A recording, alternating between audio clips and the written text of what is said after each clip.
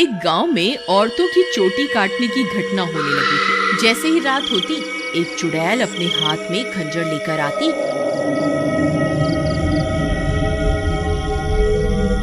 और जो भी औरत उसे सोती हुई मिलती, वह चुड़ैल उसकी चोटी काट कर वहां से चली जाती। किसी को ये समझ नहीं आ रहा था कि ऐसा क्यों हो रहा है। फिर एक दिन, अरे भगवान, अपने बालों को छुपा कर रखो, पूरे गांव में चोटी काटने की घटना बढ़ती ही जा रही है। कहीं उस चुड़ैल की नजर तुम्हारे लंबे बालों पे चली गई तो वो तुम्हारी चोटी काट कर ले जाएगी। अजी, आपको घबराने की कोई जरूरत नहीं है। किसी चुड़ैल की इतनी हिम्मत कहाँ कि वो मेरी चोटी को हाथ भी लगा सके। अच्छा, ये बात है। जैसी तुम्हारी मर्जी। मेरा काम था तुम्हें होशियार करना। अगर चोटी कट गई तो फिर मेरे पास रोते हुए मत आना। इतना बोलकर भीमा वहां से चला जाता है। फिर रात होने पर वह चोटी काटने वाली चुड़ैल फिर से गांव में आती है। वह अपने शिकार को इधर उधर ढूंढ रही होती है। तभी उसे एक घर की खिड़की से एक औरत सोती हुई दिखाई देती है। वह चुड़ैल उस घर में घुस जाती है और उस औरत की चोटी काट लेती है। जैसे ही औरत की चोटी कटती है, उसकी नींद खुल जाती है। हे भगवान, ये चुड़ैल अंदर कैसे आ गई? हाय, मेरी चोटी कहाँ गई? अरे मर गई रे, इसने तो मेरी चोटी काट ली। तभी वह चुड़ैल उसकी चोटी को लेकर वहां से उड़ जाती है। तभी वह औरत उसका पीछा करती है, लेकिन वह चुड़ैल अंधेरे में कहीं गायब हो जाती है। तभी उसका पति भी उसके पीछे पीछे वहां आ जाता है। क्या हुआ मीना, तुम अचानक इतनी रात को यहाँ क्यों भाग कर आ गई? देखिए ना, इस चुड़ैल ने मेरी चोटी ही काट दी और न जाने अंधेरे में कहाँ गायब हो गई है। हे भगवान, ये क्या हो गया? तुम तो ठीक हो ना? उसने तुम्हें तो कोई नुकसान नहीं पहुंचाया ना? फिर वे दोनों उदास मन से वापस अपने घर आ जाते हैं।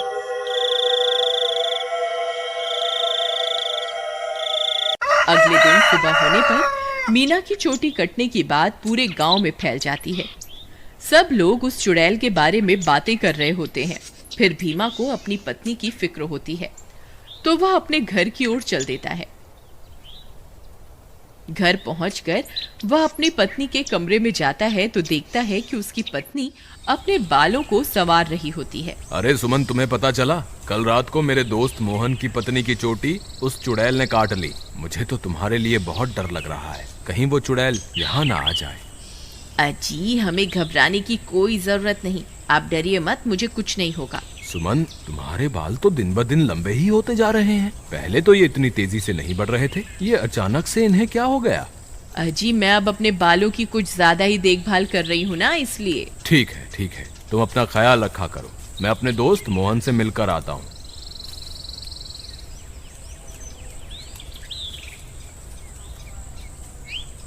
अरे भाई मोहन, तुम कैसे हो? भाभी के बारे में पता चला, सुनकर बहुत दुख हुआ। क्या बताऊं भीमा भाई, जब से मीना की चोटी कटी है उसका तो रो रो कर बुरा हाल है। और बताओ, सुषमा भाभी तो ठीक है ना? अब तुम्हें भाभी का बहुत ज्यादा ख्याल रखना होगा, कहीं चुड़ैल उन्हें अपना अगला शिकार न बना ले। तुम सही कहते हो भाई, मुझे भी बहुत फिक्र हो रही है। ठीक है, अब मैं चलता हूँ। तुम अपना और मीना का ध्यान रखना। फिर इतना बोलकर भीमा वापस अपने घर आ जाता है।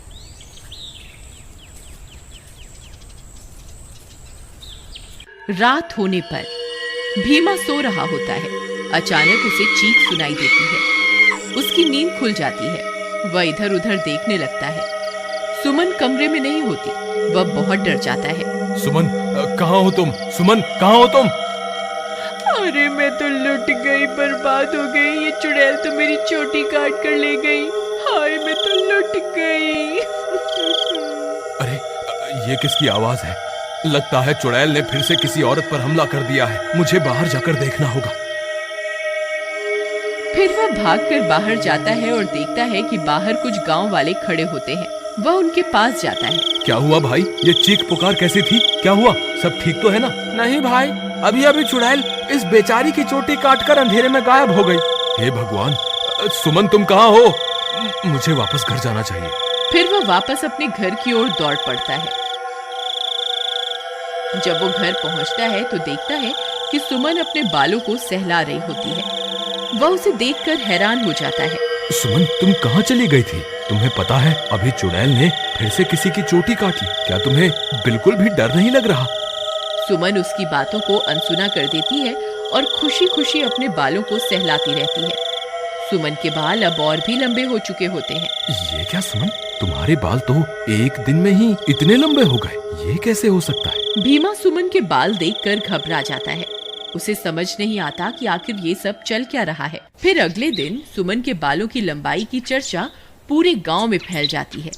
सब लोग उसके बालों के बारे में बातें कर रहे होते हैं।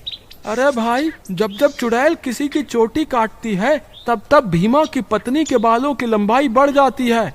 मुझे तो लगता है भीमा की पत्नी ही चोटी काटने वाली चुड़ैल है। भीमा उन सारे गांव वालों की बातें सुन रहा होता है। उसे कुछ समझ नहीं आता कि वह अब क्या करे। फिर वह अपने दोस्त मोहन के पास मदद मांगने जाता है। मोहन भाई, मुझे लगता है सुमन ही चुड़ैल है जो गांव में सबकी चोटी काट रही है। तुम ऐसा क्यों कह रहे हो भाई? भाई, जब जब किसी की चोटी कटती है तब तब सुमन की बालों की लंबाई बढ़ जाती है। और कल जब चुड़ैल का हमला हुआ तब सुमन अपने बिस्तर पर भी नहीं थी, फिर अचानक पता नहीं कहां से आ गई। अगर ऐसा है तो हमें कुछ ना कुछ करना होगा। तुम आज रात को सोने का नाटक करना, फिर जैसे ही भाभी घर से निकले तुम उसका पीछा करना, तब दूध का दूध और पानी का पानी हो जाएगा। मोहन भाई, तुम भी मेरे साथ मेरे घर चलो, तुम वहीं छुप जाना, फिर हम इसे रंगे हाथों पकड़ेंगे। ठीक है, चलो फिर।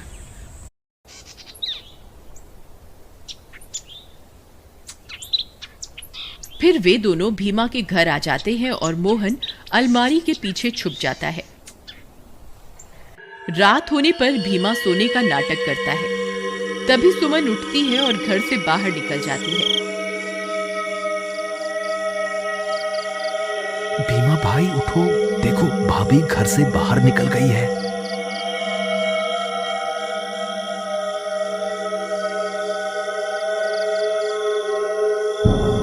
सुमन थोड़ी दूर जाते ही चुड़ैल में बदल जाती है और अपने शिकार की तलाश करने लगती है।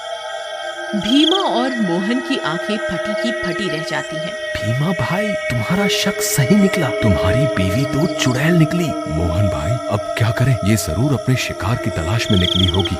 अगर हमने इसे नहीं रोका तो आज ये फिर से किसी की चोटी काट लेगी। लेकिन भीमा भाई, भाभी सबकी चोटियां क्यों काट रही है? मुझे क्या पता भाई, जब तू अपनी भाभी से मिलेगा तो पूछ लियो। चलो इसका पीछा करते हैं। थोड़ी दूर उसका पीछा करने पर चुड़ैल एक जगह पर रुक जाती है। फिर वह इधर उधर अपने शिकार की तलाश करने लगती है। तभी चुड़ैल की नजर एक घर पर पड़ती है और वह उस घर में घुस जाती है। वहां उसे एक औरत सोती हुई दिखाई देती है। भीमा भाई, भाभी तो एक घर में घुस गई, अब क्या करें? अरे बेवकूफ, ये भाभी भाभी क्या लगा रखा है?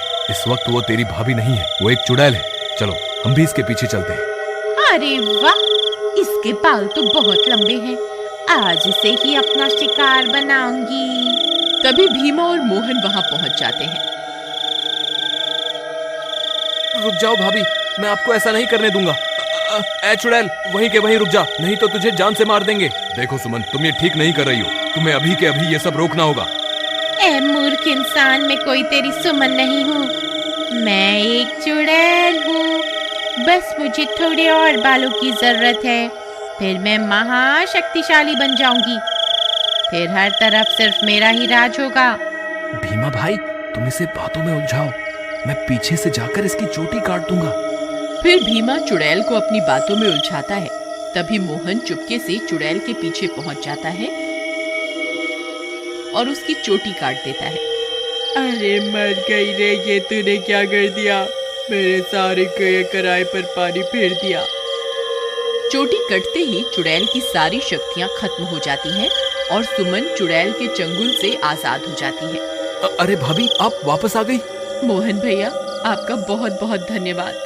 आपकी वजह से मुझे इस चुड़ैल से मुक्ति मिल गई। भीमा भी अपनी पत्नी को वापस पाकर खुश हो जाता है और वे दोनों फिर से एक साथ रहने लगते हैं। इस तरह गांव वालों को चोटी काटने वाली चुड़ैल से छुटकारा मिल जाता है और सब गांव वाले हंसी खुशी रहने लगते हैं।